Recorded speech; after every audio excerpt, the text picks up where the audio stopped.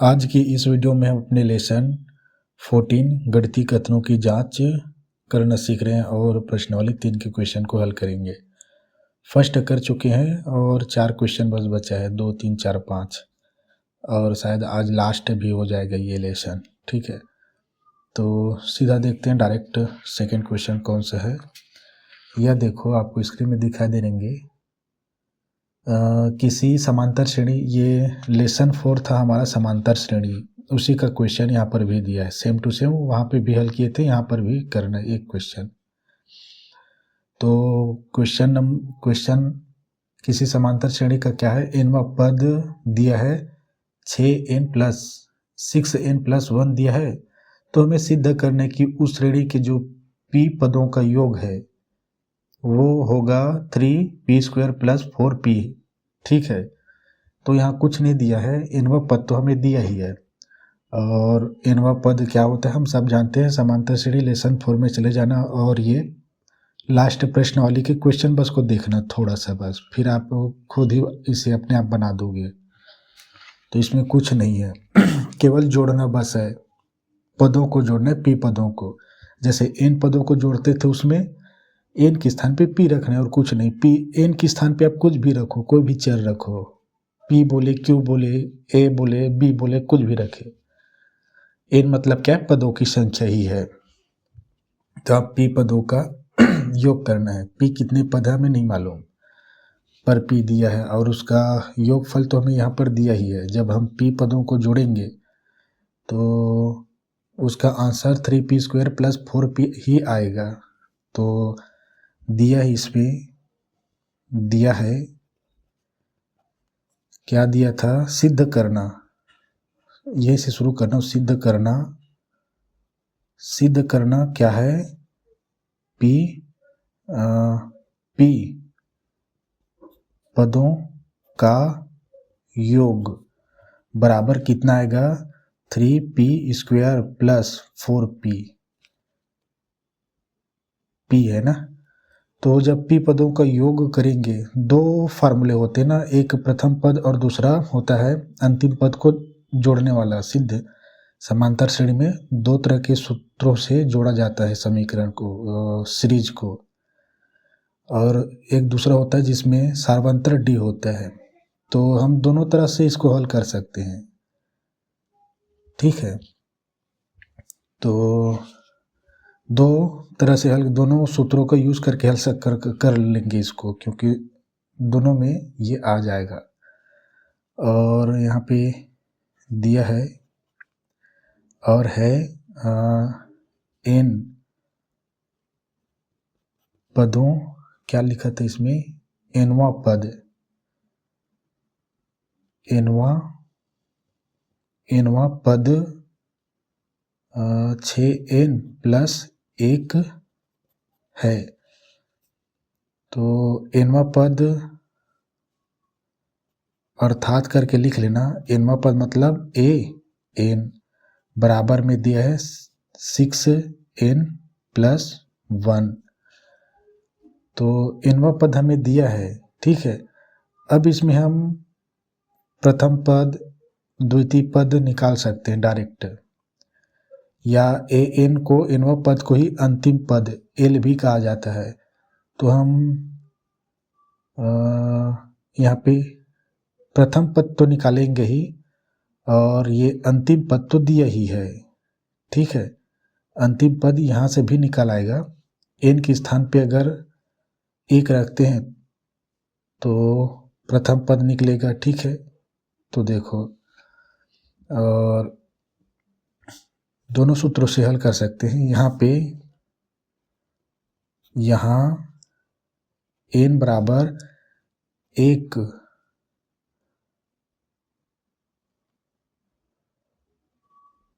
और 2 लेने पर ये क्या है, प्रथम पद निकालेंगे तभी, प्रथम पद द्वितीय पद निकालते तभी तो हल होगा। उसमें जब बताता था तो 4 पात्र होते थे जिसमें 3 का होना आवश्यक है। ठीक है, प्रथम पद A1 होता है। ठीक है, प्रथम पद A1 भी नहीं लिखा जाता, केवल A बस लिखा जाता है, ठीक है, A बस प्रथम पद को।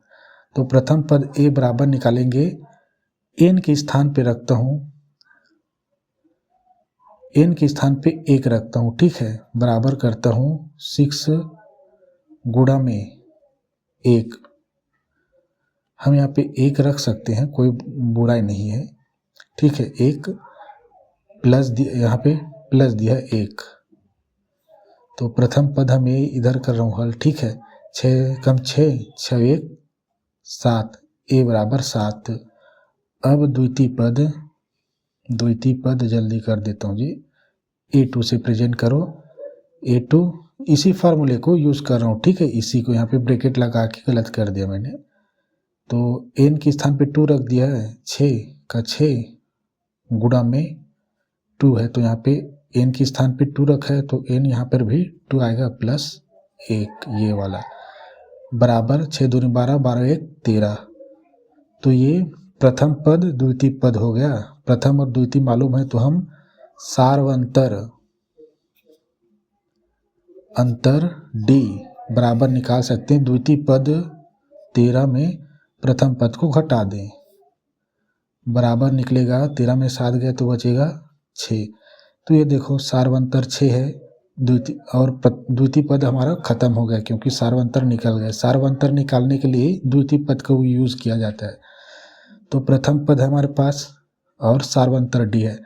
तो दो तरह के सूत्र होते हैं, समांतर श्रेणी का योग में दो तरह के सूत्र होते हैं। एक तो यही कि इस योग का साइन है ना, SN बराबर n/2 और 2a प्लस n-1 और ये d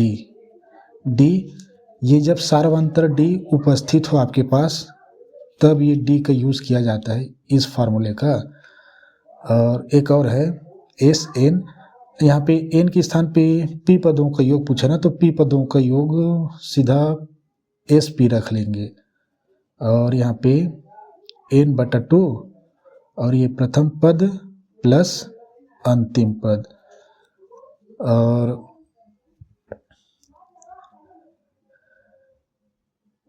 अंतिम पद,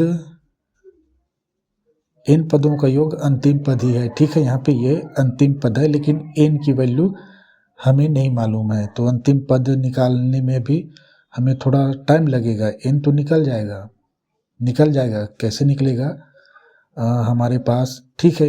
इस यूज़ को यूज़ नहीं करेंगे, आपको मालूम है, आप लेसन 4 से सीख कर आए हैं, तो हम डायरेक्ट इसमें कर देते हैं। अगर अंतिम पद आपके पास है तो इस सूत्र से यूज़ करेंगे, और सार्वंतर d मालूम है तो इसमें, अगर सार्वंतर d मालूम नहीं है तो इस फार्मूले का यूज़ किया जाता है। दोनों में जब योग करोगे तो एक ही आएगा, अलग अलग नहीं आएगा।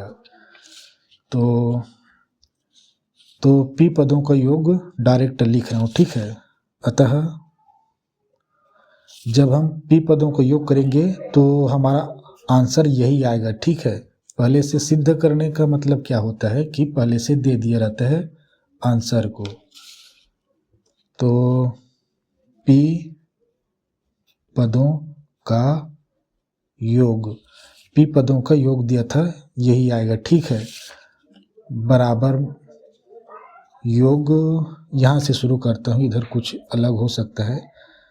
SP बराबर योग का सूत्र लिख लेना, ठीक है। SP p पदों का बोला है, p रखते हैं, ठीक है। जिस भी पद का बोला जाए और वह चर हो तो उसी चर को रखा जाता है। p है तो यहाँ पर p/2, जैसे n/2 है यहाँ पे, ठीक है। और यहाँ पर भी एक n है, 1 2 3 स्थान पर n है, तो यहाँ पे 3 स्थान पर p आएंगे। ये 2a, यहाँ पे क्या है, प्रथम पद है, प्लस ये p यहाँ पे फिर आएंगे -1, और ये यहाँ पे सार्वंतर d है, ठीक है, ये d है तो यहाँ पे ये d फिर आएगा, ये d।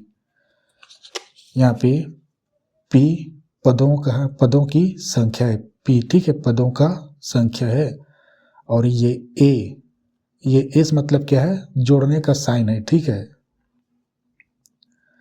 एस मतलब सम होता है, एस मतलब सम, सम मतलब जोड़ना होता है, वहाँ पे सब बता चुका हूँ। ए क्या है, ए क्या है, यहाँ पे प्रथम पद है, वन नहीं लिखा जाता इसलिए बता रहा था ना, प्रथम पद, ए प्रथम पद है। डी क्या है, यहाँ पे सारवंतर है, मतलब द्वितीय पद और प्रथम पद के बीच के अंतर घटा देते हैं, द्वितीय पद को पहले रखते हैं फिर प्रथम पद को पीछे रखते हैं, तब निकलता है सारवंतर। और ये पी तो मालूम है।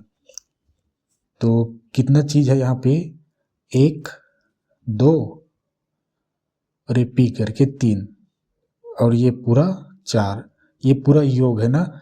जब इसको हल करेंगे तो इतना ही आएगा, मतलब दोनों आपस में बराबर है। कभी कभी ये डायरेक्ट दे दिया रहता है, जब उसमें जाएंगे तो पता चलता है। तो ये एस पी बराबर, पी की वैल्यू तो हमें ज्ञात करनी है ना, नहीं पी की वैल्यू ज्ञात नहीं करनी है। ये 2 लिखा, गुणा में ए बराबर कितना था, 7,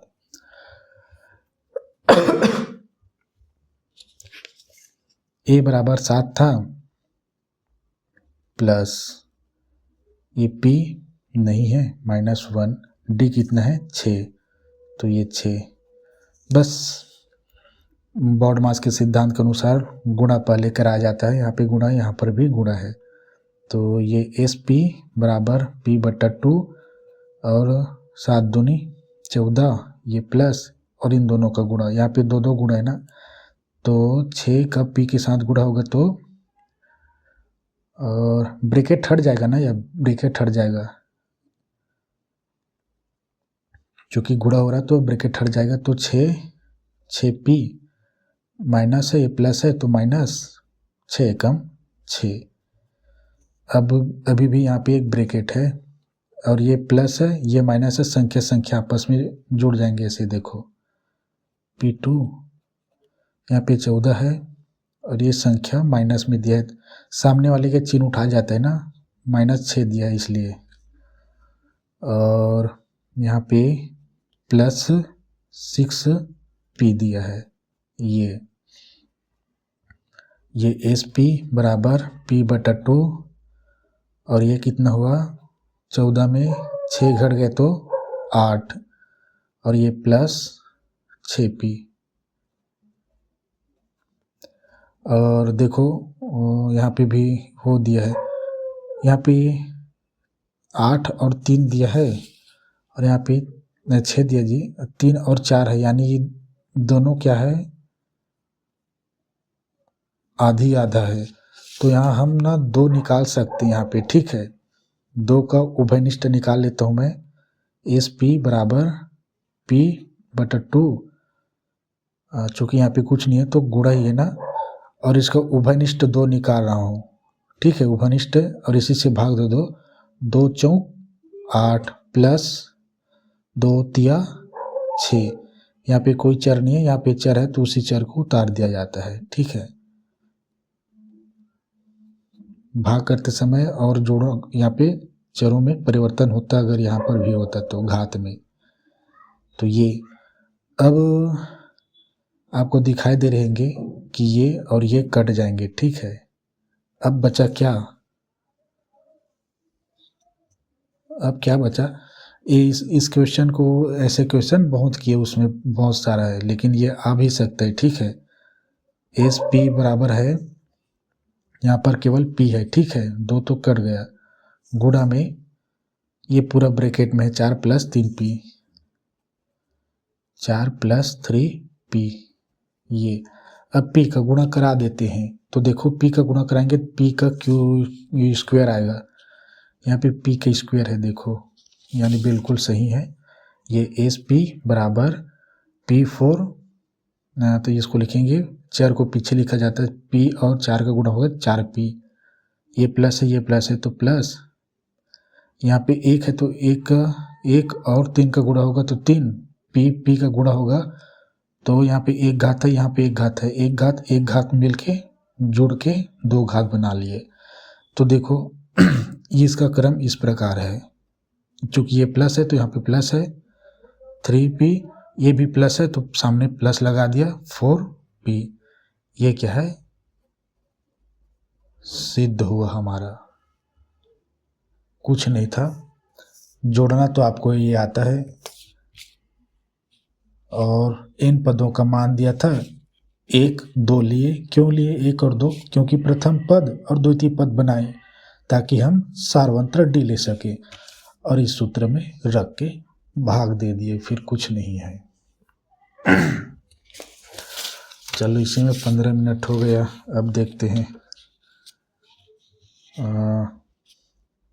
तीसरा। देखो आज ही खत्म कर देते हैं। सिद्ध करें कि किन्हीं भी 3 क्रमागत सम संख्या, देखो क्रमागत बोला है ना, मतलब सम संख्या क्रमागत कैसे, जैसे 2 के बाद सम संख्या का कौन सा है, 4 के बाद 6, ठीक है, क्रमागत। ऐसे उन संख्याओं का हमें 3 क्रमागत सम संख्याओं का योग हमेशा 6 का गुणज होता है, मतलब गुणज हो जाए, मतलब 6 से भाग चला जाएगा, ठीक है। गुणज मतलब 6 से भाग चला जाता है, जैसे 2 का गुणज मतलब 2 से भाग चला जाता है, वैसे ही। तो माना करके लिखता हूँ। माना हमें सिद्ध करना है ना।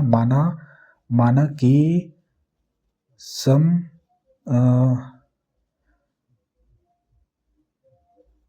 समक्रमागत संख्याएं, देखो क्रमागत बनाने के लिए क्या करना पड़ेगा, एक चीज हमेशा याद रखना, सम और विषम। ये इस लेसन में तो हम सम पढ़ते आ रहे हैं कि ये 2 के ऐसे पढ़ते आ रहे हैं, ठीक है। ये 2 के पढ़ते आ रहे हैं, क्या है, सम है, यानी ये 1 रख दूंगा तो 2 आएगा, ठीक है। के बराबर में 1 रख दूंगा तो 2 आएगा, यानी ये 2 है। 2 के बाद 4 सम है, क्रमागत है ना, क्रमागत सम संख्या है। 4 के बाद 6, यहाँ पे जो 3 है, यहाँ पे 5 है, वो तो विषम हो जाएंगे, क्रमागत सम संख्या है, ठीक है। ये 2 है। अब इस 2 को हम 4 कैसे बनाए, तो 2k + 2 कर दिया। ये पूरा 2 है, ये 2 है, 2 और 2 4 हो गया। अब इसमें ये पूरा 4 है, 2k + 2, ये पूरा 4 है, फिर 1 और 2 जोड़ दो तो ये क्या होगा, 6 हो गया। ये 2 है, ये 2 है, ये 2 है।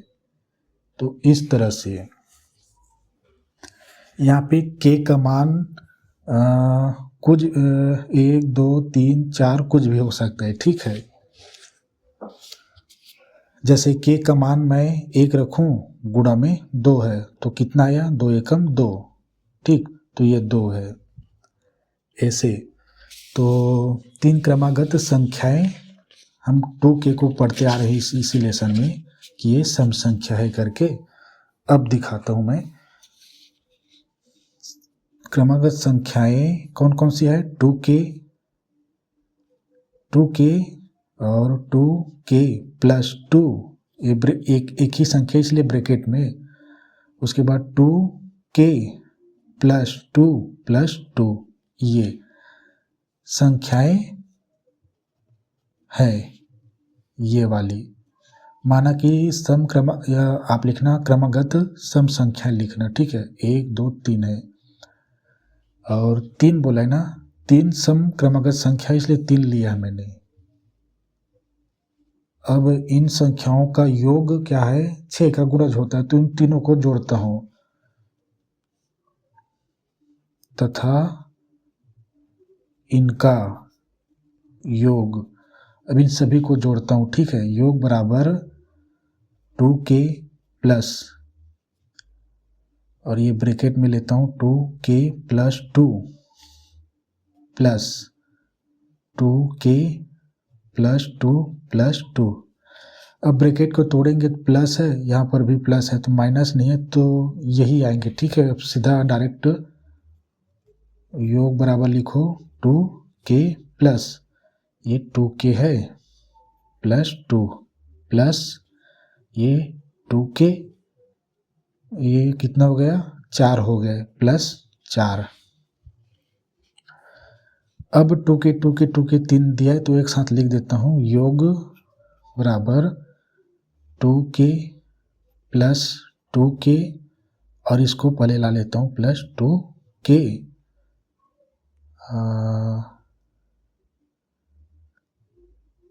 प्लस ये 2 और ये प्लस 4। अब कितना हुआ, योग बराबर कितना हुआ इनका, कितना के है, दो के यहाँ पे है, 2 के यहाँ पे, 2 के यहाँ पे, यानी पूरा 3 के है। देखो जोड़ते समय क्या होती है, संख्याएं बस जुड़ती है और चर को लिख दिया जाता है। 2 4 6 के चर को लिख दिया जाता है। जोड़ते या घटाते समय क्या है, चरों में कोई परिवर्तन नहीं होता है, भाग और गुणा बस में होता है। तो ये कितना हुआ, दोनों 6 प्लस में तो 6 ना ये। अब हमें पूछा था कि क्वेश्चन में कि 6 का गुणा जो होता है इन तीनों तीन क्रमागत सम संख्याओं का योग 6 का गुणा जो होता है, 6 का गुणा जो होता है तो इसको गुणा में निकालता हूँ तो उभयनिष्ठ लेता हूँ, योग बराबर 6 निकाल लेता हूँ, 6 एकम 6, तो 1 को नहीं लिखते सीधा के लिख रहा हूँ, प्लस 6 एकम 6, ये यानी देखो 6 का गुणज में है। यहाँ पे 2 गुणनखंड है, एक 6 है और ये 1 है। ये गुणनखंड मतलब समझते हैं, गुणनखंड गुणा का खंड। यहाँ पे 6 गुणा में है और यहाँ पे के प्लस 1 दूसरा खंड में, जैसे 2 गुणा में 3 है तो ये 2 और 3 गुणनखंड है। यहाँ पे 1 कर दूं 5, तो 1 2 3 गुणनखंड है यहाँ पे, ठीक है। तो ये है गुणनखंड मतलब गुणा में खंड है, 1 2 3 खंड। तो यहाँ पे 6 क्या है, गुणा में है। इसका मतलब क्या है कि क्वेश्चन में बोला था कि 3 क्रमागत जो सम संख्याएं हैं उनका योग 6 का गुणज होता है। तो हम लिखते हैं इसको समीकरण 1 कह दो, कहने बताने के लिए। अतः क्या समीकरण 1 से हम कह सकते हैं कि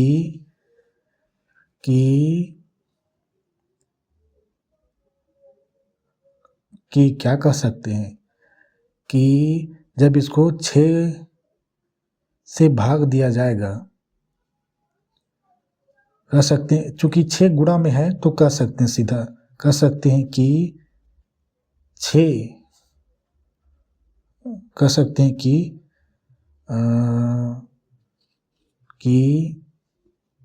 3 क्रमागत सम संख्याओं का योग 6 का गुणज होता है। ये सरल भाषा में, ठीक है, कठिन की ओर जा रहा था ये और अच्छा है। तो कुछ है इसमें, 3 हमने सम संख्या लिए, सम संख्या बनाना आना चाहिए, फिर इनका योग कहा था, योग मतलब जोड़ना, तो जोड़ते चले गए और 6 का गुणज कहा था ना, तो 6 को बाहर निकाले। अब नेक्स्ट क्वेश्चन में ना 8 का बोला है तो 8 को निकालेंगे और कुछ नहीं है। तो ये शायद लगभग खींचेगा, ठीक है। चौथा क्वेश्चन यह देखो, सिद्ध करे कि इसमें दिया है, ये थोड़ा काम कहना और आने की संभावना अधिक है इसका, क्योंकि इसमें मैथ मस्त दिया है। इसमें दिया है, एक दिया है 2n bracket into 2n plus 3 whole square minus bracket into 2n minus 3 whole square दिया है, ठीक है। इसका क्या है, गुणनखंड 8 है। यहाँ n एक प्राकृत संख्या है, यानी n की वैल्यू यहाँ पे क्या है, प्राकृतिक संख्या मतलब 1 से शुरू होने वाली संख्या, 1 2 3 4 5 6। जब हम प्राकृतिक तौर पे गिनती करते सामान्य, शून्य से शुरू नहीं करते हैं ना, वैसे ही। तो कुछ नहीं है यहाँ पे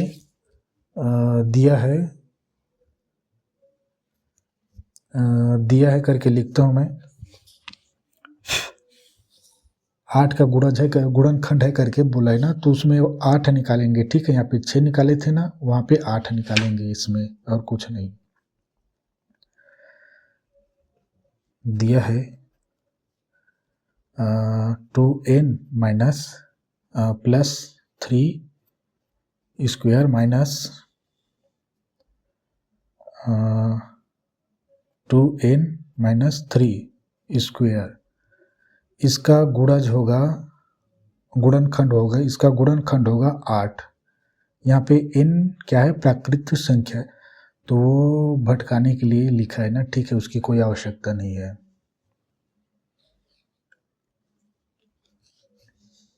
तो दिया है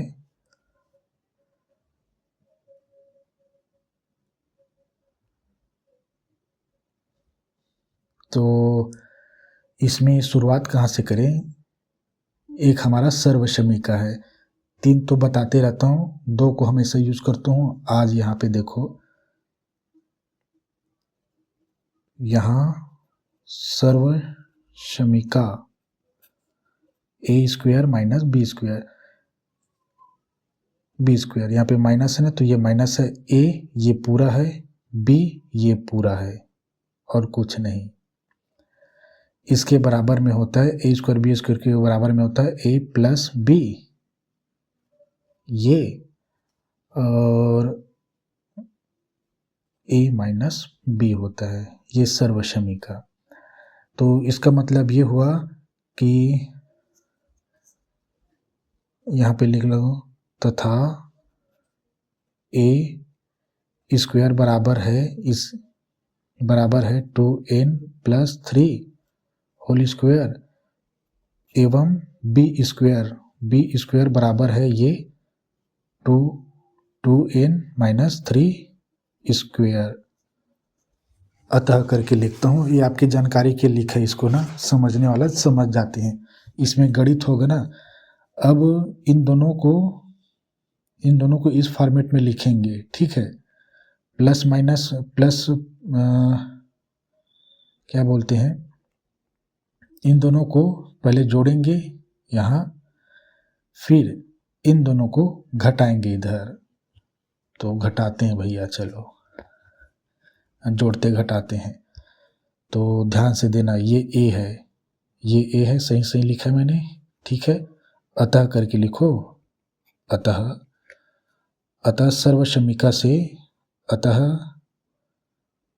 यहाँ सर्वसमीका के रूप में है, ठीक है। अब अच्छा हुआ, अब लेते हैं, अतः 2n a बराबर, अब ये स्क्वायर नहीं रह जाएगा ना, याद रखना, ठीक है। अब ये स्क्वायर नहीं रह जाएगा, ये पूरा a है, ठीक है। 2n प्लस 3, ये क्या है, a हुआ, a ये प्लस b 2n माइनस 3, ठीक है। ये हुआ क्योंकि यहाँ पे गुणा में है ना, गुणा में, तो गुणा में अभी हम बड़ा ब्रैकेट ले रहे हैं, इसको हम, ये क्योंकि यहाँ पे गुणा है ना, दोनों ब्रैकेट के, इसमें ब्रैकेट, दोनों ब्रैकेट मतलब दोनों संख्याओं में यहाँ पे गुणा है, दोनों आपस में ब्रैकेट में। तो अब यहाँ a कौन सा है, ये जो ये था ना, तो यहाँ पे 2n, ये भी ब्रैकेट में रहेगा, 2n प्लस 3, ये माइनस है, चिन्हों में परिवर्तन होगा ना, प्लस माइनस है तो, ठीक है, इसमें ज़्यादा होने की संभावना है। b कौन सा है, ये 2n माइनस 3, स्क्वायर नहीं है इसमें ना, तो स्क्वायर को नहीं लगाना, 2n माइनस 3, ये और ये ब्रैकेट बंद। अब ये इसको और इसको हल करते जाओ, पहले क्या है, तो अतः था ना, ये बड़ा ब्रैकेट तो लगेगा, तो ये प्लस है, तो दोनों साइड में कोई चिन्हों में परिवर्तन नहीं होगा, तो ये 2n प्लस 3 और ये प्लस प्लस रहेगा, 2n प्लस और माइनस ही रहेगा, ये माइनस ये, और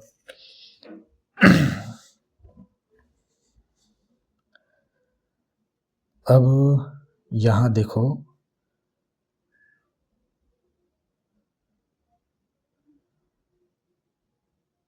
यहाँ क्या होगा, चूंकि ये माइनस है तो यहाँ पे आप कैसे समझोगे कि इसका इसके साथ गुणा होगा, इसका इसके साथ गुणा होगा करके। तो माइनस जो है इसके साथ भी है और माइनस इसके साथ भी गुणा में आपस में, ठीक है। तो यह देखो, यहाँ पे ब्रैकेट खोलिए। अब आगे यह देखो, और इसका जो गुणा होगा माइनस का इस संख्या के साथ होगा, ठीक है।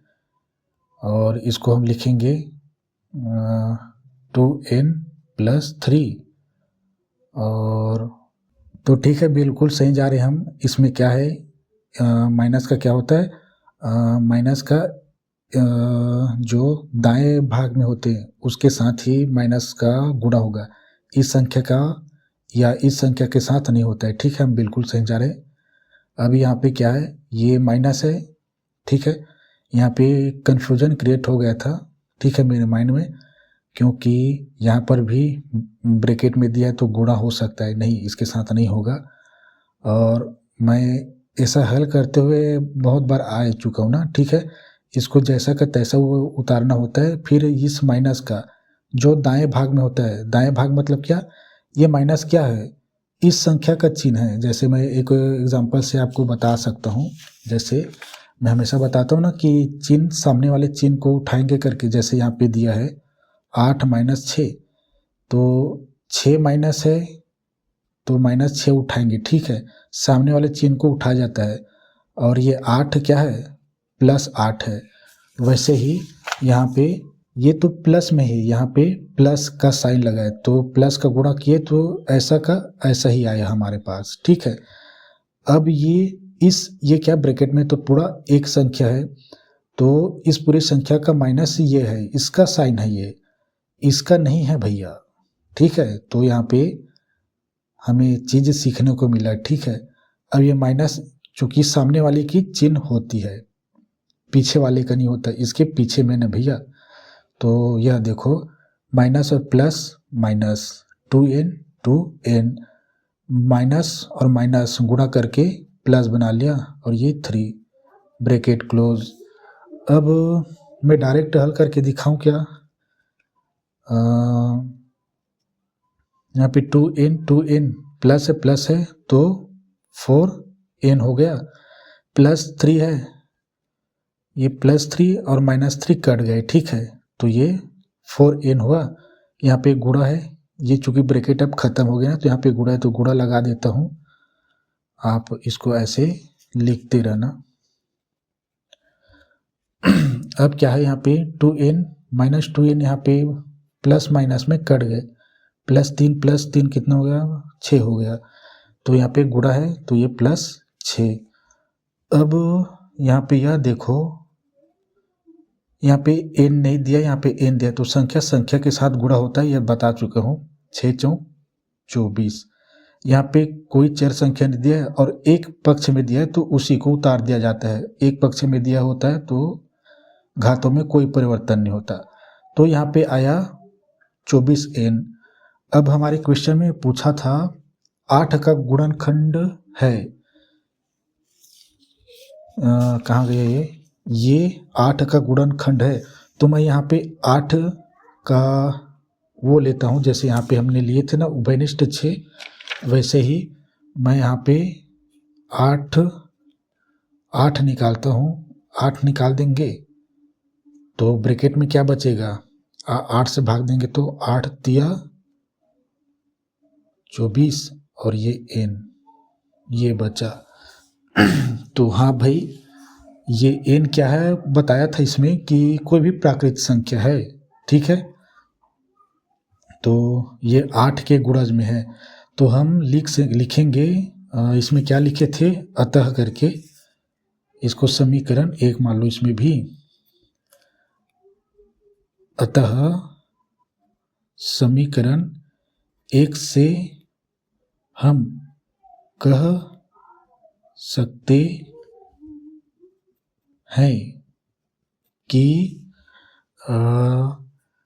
सारा वो चीज़ लिखना होगा यहाँ पे, bracket 2n + 3 square minus 2n bracket में 2n - 3 स्क्वायर का गुणनखंड 8 है। ठीक है, यहाँ पे 8 आया है। देखो 8 ये आया, हमें 24n आया। ठीक है, n की वैल्यू कितनी है? कोई भी प्राकृत संख्या है, जैसे आप 1 2 3 मान लो। ठीक है, तो अगर 1 मानेंगे तो 24 का 24 रहेगा, और ये 24 क्या है?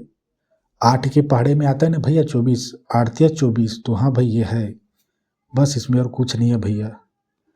अब हमारा लास्ट क्वेश्चन इस लेसन का भी और प्रश्नावली का भी।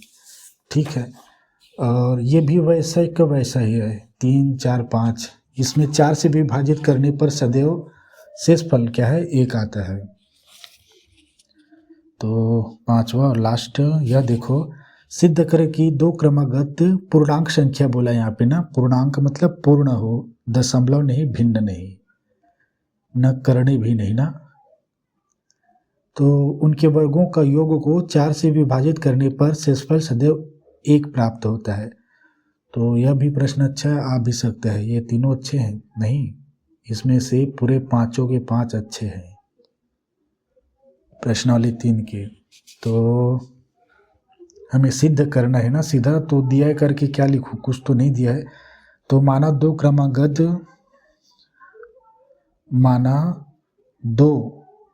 क्रमागत पूर्णांक, पूर्ण प्लस अंक मिलकर होता है पूर्णांक। माना 2 क्रमागत पूर्णांक संख्याएं।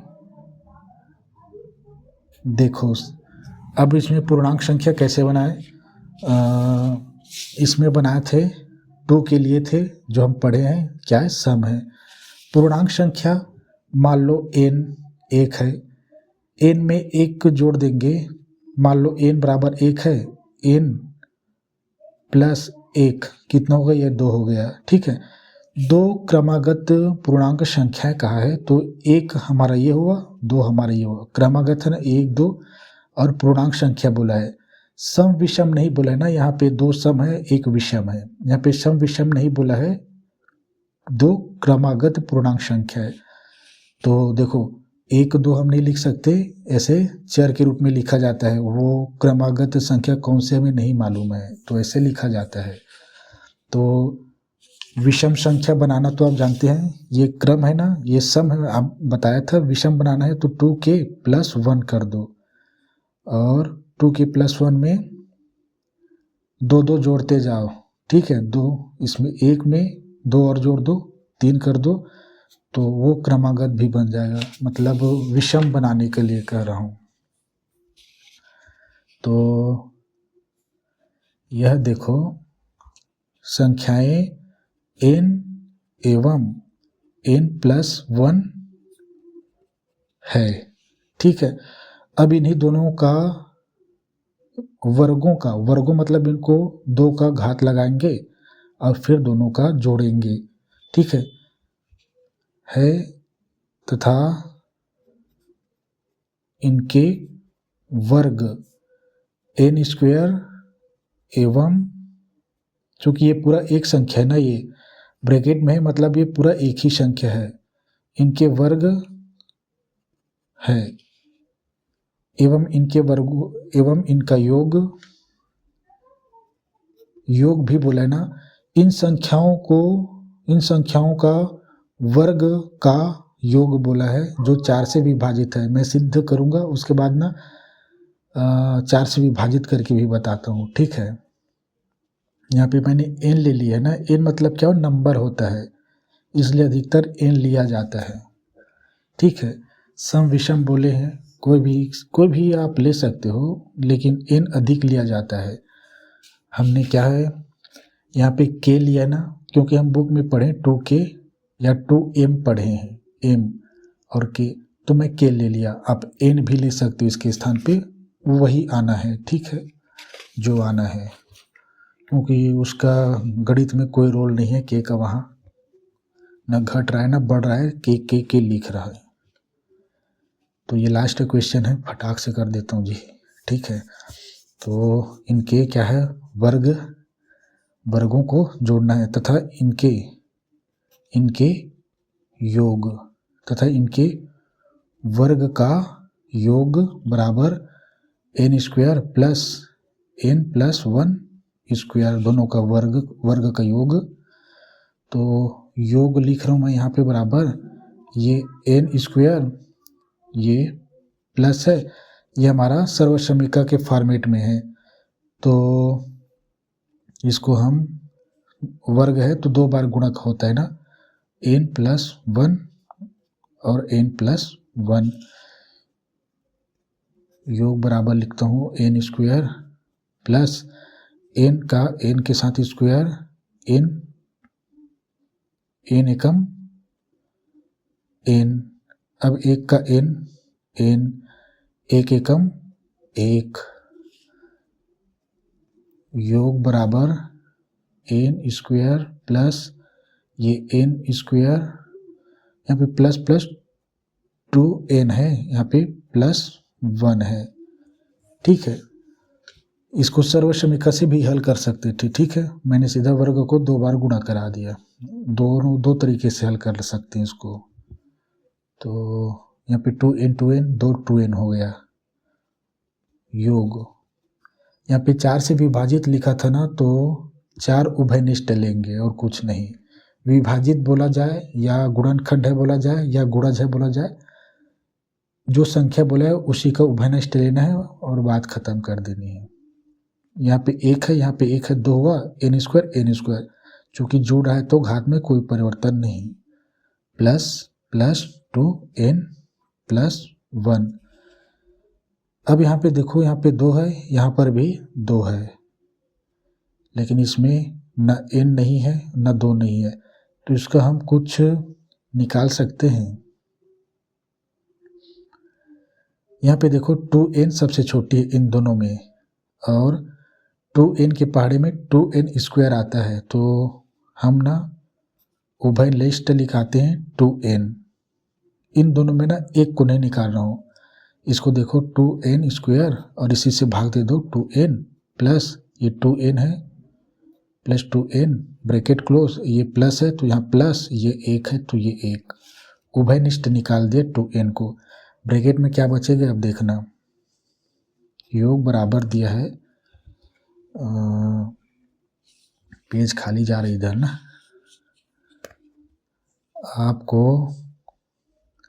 2n तो हम लिखेंगे पहले, संख्या के साथ होता है, 2 2 खत्म हो गया, और आपको मालूम है भाग करते समय घातों में घट जाते हैं, यहाँ पे 1 है यहाँ पे 2 है, 2 में 1 घट गया तो 1 बचेगा, यानी 1 n बचा, n प्लस 2 2 गया, n गया, तो यहाँ पे 1 बचा है बस संख्या में, मतलब पूरा 0 नहीं जाता है ना, मतलब यहाँ पे n का 0 घात है, 2 का भी 0 घात है, वो छोड़ो अभी, प्लस 1। अब क्या ये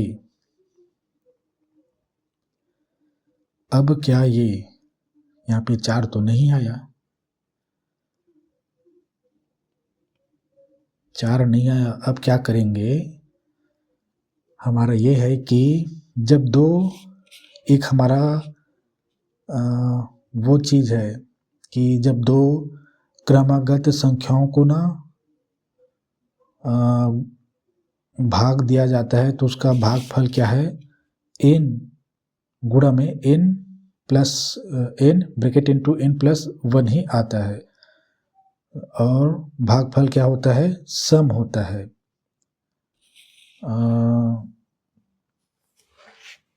क्या बोले कि यहाँ पे देखो ये क्रमागत संख्या है ना, दो क्रमागत संख्याओं को जब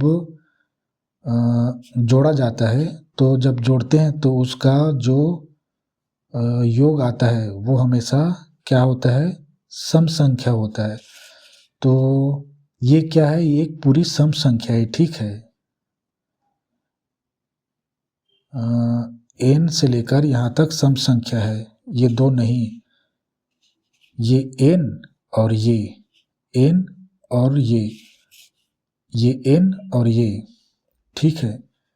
तो 2 एकम 2 और एक चीज़ यहाँ पे करके देखता हूँ पहले मैं, 3 गुणा में क्रमागत होनी चाहिए ना, 3 गुणा में 4, तो 4 तिया 12, गुणनफल 12 आया, ठीक है, जो कि सम है। मान लो 5 गुणा में 6, 6 पंचे 30, ये भी सम आ रहा है, मतलब गुणनफल हमेशा सम आ रहा है। दो क्रमागत को जोड़ रहे हैं तो जिसमें एक सम, एक विषम है और एक सम संख्या है, लेकिन दोनों क्रमागत को गुणा करा रहे हैं तो सम आ रहा है। और 5 प्लस 6 को जोड़ेंगे तो 5 और 6 11, विषम आ रहा है। और 1 प्लस 2 को जोड़ेंगे तो कितना आएगा, प्लस और 4 और 1 2 और 1 3, यानी ये विषम आ रहा है जोड़ने पर। तो यहाँ पे गुणन है और 4 से विभाजित होगा बोल रहे हैं ना, 4 से विभाजित होगा, तो 4 से विभाजित होगा तो वो गुणा में होना चाहिए। तो देखो ये कथन है, चूँकि हम जानते हैं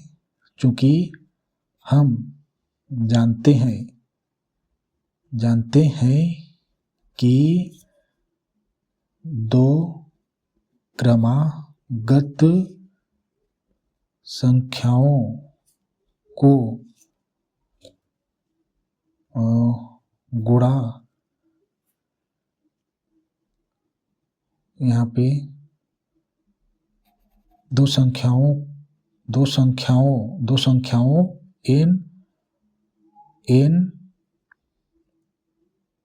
n और इसको छोड़ो, दो क्रमागत संख्याओं को यहाँ पे गुणा के फॉर्मेट में देखो ना, ये एक n है, n+1 है, देखो n है यहाँ पे, इतना बस देखो, दो को मत देखो।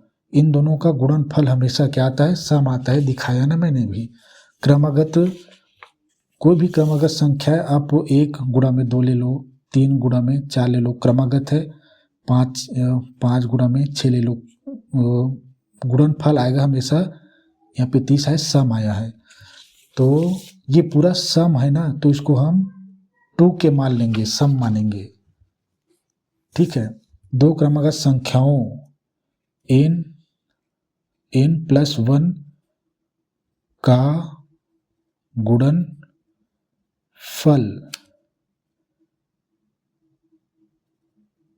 हमेशा सम को क्या है, 2k से प्रेजेंट करते, सम संख्या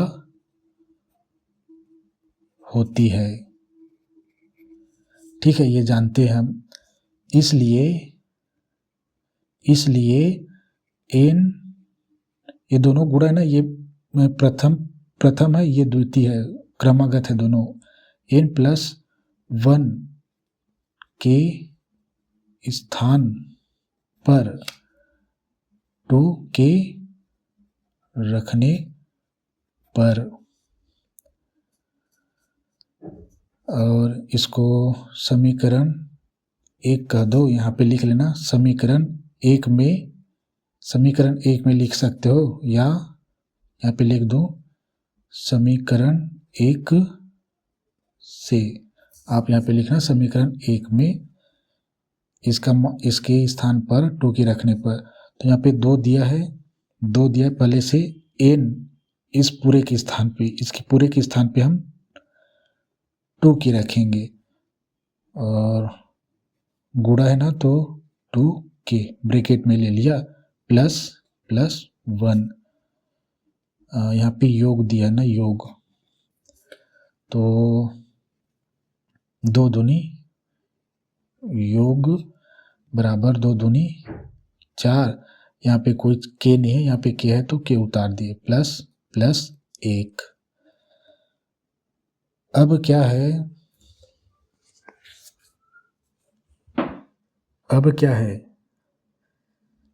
अब यहाँ पे हम क्या है 4 का क्या नहीं ले सकते, उभयनिष्ठ, क्योंकि यहाँ पे केवल एक ही है। तो कुछ नहीं, अगर समीकरण 2 लिख लेंगे। अब लिखेंगे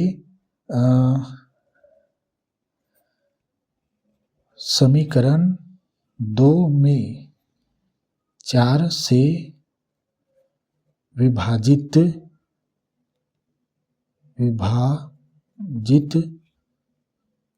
समीकरण 2 को लिख लेना, 2 को 4 से विभाजित किया जाए तब मैं दीर्घभाजन विधि से हल कर रहा हूँ, ठीक है। दीर्घभाजन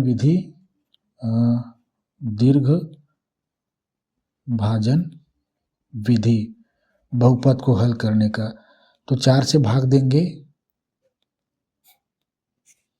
अरे छोटा हो रहा है इधर जी, इसको इधर लिख रहा हूँ, ठीक है। दीर्घभाजन विधि से उसके बाद 4 से भाग देना है, तो 4 क्या है हमारा, और ये 4k + 1। तो दीर्घभाजन बहुपद में हमने बहुपद का भाग करना सीखे थे ना, दीर्घभाजन विधि वही है, ठीक है। तो हम क्या करते हैं,